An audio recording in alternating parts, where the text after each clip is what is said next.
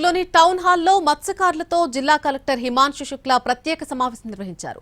కొత్త పడవల కొనుగోలు, వాటి నిర్వహణతో పాటు గస్తీ బోట్లకు మరమ్మతులపై అభిప్రాయాలు సేకరిస్తున్నారు కలెక్టర్. నెల్లూరు, తిరుపతి, ప్రకాశం, బాపట్ల జిల్లాల మత్స్యకారులు ఈ సమావేశానికి హాజరు కాగా ఇసుకపల్లి, పట్టపుపాలెం, తాటిచెట్లపాలెం గ్రామాల మత్స్యకారులు సమావేశాన్ని బహిష్కరించారు.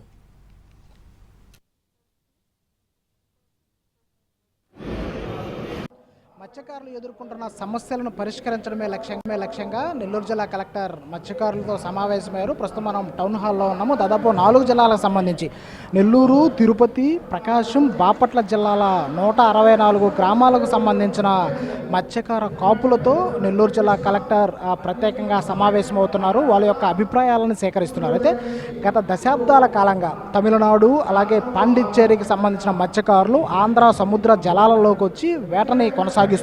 ఇక్కడ అపారమైన విలువైన ఆ వేటను, ఆ చేపలను స్థానిక మత్స్యకారులను బెదిరించి భయభ్రాంతులకు గురి చేసి వారిపై దాడులు చేసి అక్రమంగా దోచుకెళ్తున్న క్రమంలో ఇక్కడ స్థానికంగా ఉండే మత్స్యకారుల సమస్యలను పరిష్కరించేందుకు ప్రభుత్వం జిల్లా కలెక్టర్కి ఆదేశాలు ఇచ్చింది. ఈ ఆదేశాల్లో భాగంగా ఇవాళ జిల్లా కలెక్టర్ 164 గ్రామాలకు సంబంధించిన మత్స్యకార కాపులతో ప్రత్యేకంగా సమావేశారు. ఈ సమావేశానికి 164 గ్రామాలకు సంబంధించిన కాపులు హాజరవగా, అయితే ఈ సమావేశాన్ని 4 గ్రామాలకు సంబంధించిన ఏదైతే తాటిచెట్లపాలెం కావచ్చు, ఇసుకపల్లి, పట్టపాలెం కావచ్చు, అలాగే మరో 2 గ్రామాలకు చెందిన కాపులు బహిష్కరించారు. మిగిలిన గ్రామాలకు చెందిన కాపులందరూ హాజరయ్యారు.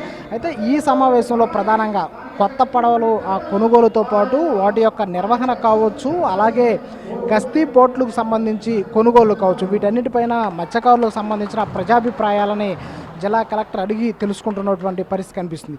అయితే దాదాపు గస్తీ బోట్లు 18 దాకా గస్తీ బోట్లు ఉన్నాయి. ఇవన్నీ కూడా మరమ్మతులకు గురైన నేపథ్యంలో ప్రభుత్వం తాజాగా 16 కోట్లు కూడా విడుదల చేసినట్లు మనకి సమాచారం అందుతుంది. ఈ గస్తీ బోట్లను కొనుగోలు చేసి వాటి ద్వారా కూడా సముద్ర తీర ప్రాంతాలలో బయట ప్రాంతాలకు సంబంధించిన మత్స్యకారులు రాకుండా ఉండేందుకు కట్టుదిట్టమైన చర్యలు తీసుకోవాలని చెప్పేసి జిల్లా యంత్రాంగం భావిస్తున్నటువంటి పరిస్థితి కనిపిస్తుంది. అయితే ప్రస్తుతానికి దాదాపు ఎప్పుడైతే తమిళనాడుకు చెందిన 4 బోట్లు దినులో ఉండే చోరీకి గురైనప్పటి నుంచి కూడా గస్తీని మత్స్యకారులు కట్టుదిట్టం చేశారు. 4 శాఖల అధికారులు ఎవరైతే పోలీస్, మెరైన్ అలాగే ఫిషరీకి సంబంధించిన అధికారుల సహకారంతో గస్తీని ముమ్మరం చేశారు. ప్రస్తుతం 4 బోట్లు తీర ప్రాంతాల్లో తిరుగుతున్నాయి. ఇప్పటికే 4-5 తమిళనాడుకు సంబంధించిన బోట్లను కూడా అదుపులోకి తీసుకున్నటువంటి పరిస్థితి కనిపిస్తుంది. అయితే ఈ మత్స్యకారులతో ప్రజాభిప్రాయ సేకరణ తరువాత భవిష్యత్తులో మత్స్యకారులు ఎలాంటి నిర్ణయాలు తీసుకోబోతున్నారు, వారి సంక్షేమానికి ప్రభుత్వం ఎలాంటి చర్యలు తీసుకుంటుంది అనే విషయాల్ని జిల్లా కలెక్టర్ మత్స్యకారులకు వివరించే అవకాశాలు కనిపిస్తున్నాయి.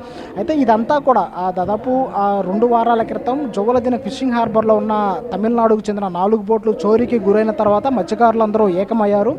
ఆ బోట్లు చోరీ వెనక ఎవరి హస్తం ఉందనే దానిపై కూడా గ్రామాలలో సమావేశమవుతున్నారు. దాదాపు 4 గ్రామాల కాపులను కట్టేసి వారి వద్ద నుంచి సమాచారాన్ని కూడా మత్స్యకారులు రాబట్టినటువంటి పరిస్థితి కనిపిస్తుంది. అయితే గ్రామీణ ప్రాంతం ఏదైతే మత్స్యకార గ్రామాల్లో ఉద్రిక్త పరిస్థితుల నేపథ్యంలో ఆ పరిస్థితులని సద్దుమణిగించేలా ప్రభుత్వం చర్యలు తీసుకుంటుంది. వారి యొక్క సమస్యలను పరిష్కరించేందుకు కూడా జిల్లా యంత్రాంగం సిద్ధమైనటువంటి పరిస్థితి నెల్లూరు జిల్లాలో కనిపిస్తుంది. కెమెరామెన్ ప్రదీప్తో వెంకటనారాయణ, NTV.